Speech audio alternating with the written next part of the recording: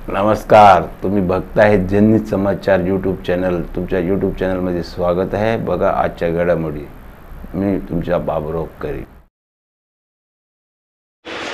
Doctor Babasaheb आंबेडकरांनी 25 डिसेंबर 1927ला मनुस्मृतीचं दहन केलं। कारण मनुस्मृती हा ग्रंथ मानवता विरोधी आहे, स्त्रियांचं अवमूल्यन करणारा आहे, जाती धर्मामध्ये भेदभाव निर्माण करणारा आहे आणि म्हणून भारतीय संविधानामध्ये डायरेक्टिव्ह प्रिन्सिपलच्या माध्यमातून या देशाची व्यवस्था कशी असावी याबाबत डॉक्टर बाबासाहेब आंबेडकरांनी संविधानामध्ये तरतूद केलेली आहे। परंतु भाजपा सरकार आल्यानंतर एकीकडे संविधान नष्ट करू आणि मनुस्मृती लावू याचा प्रारंभ म्हणून महाराष्ट्राच्या शालेय शिक्षणामध्ये मनुस्मृतीचं प्रकरण टाकण्याचा प्रयत्न दिलीप केसरकर जे शिक्षण मंत्री आहेत ते करतायत। त्यांचा आम्ही या ठिकाणी जाहीर निषेध करतो।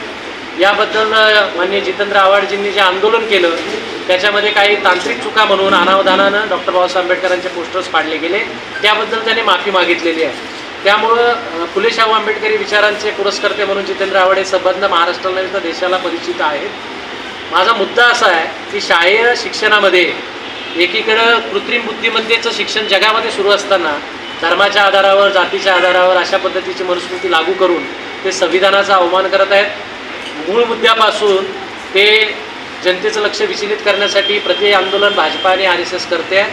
माझा प्रश्न त्यांना आहे की यापूर्वी महात्मा फुले असतील, सावित्रीबाई फुले असतील, छत्रपती शिवाजी महाराज असतील किंवा थोर संत असतील यांच्याबद्दल RSSच्या ज्या नेत्यांनी, भाजपाच्या नेत्यांनी ज्या भूमिका मांडलेल्या आहेत, ज्या विरोधी भूमिका मांडल्या आहेत, 1948 संघाने जंतर मंतरवर डॉक्टर बाबासाहेब आंबेडकरांचा जो फोटो जाळलेला आहे, जे संविधान जाळलेलं आहे, याच्या बाबतीमध्ये RSSने आणि भाजपाने कधी आपली भूमिका स्पष्ट केलेली नाही।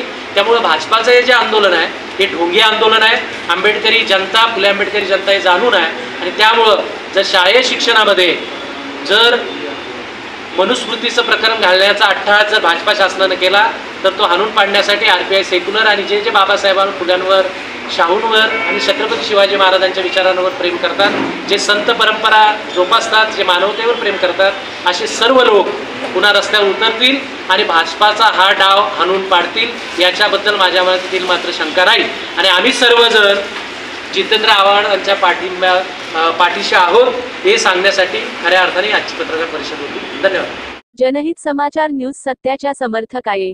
जनतेच्या समस्या शासन आणि प्रशासनापर्यंत पोहोचवण्यासाठी जनहित समाचार यूट्यूब चॅनलला सबस्क्राइब करा आणि बेल बटन दाबा। तुम्हाला व्हिडिओ आवडल्यास कृपया तुमच्या मित्राबरोबर शेअर करा आणि कमेंट करा। तुम्ही आमच्या चॅनल बघितल्याबद्दल धन्यवाद। जय हिंद, जय महाराष्ट्र।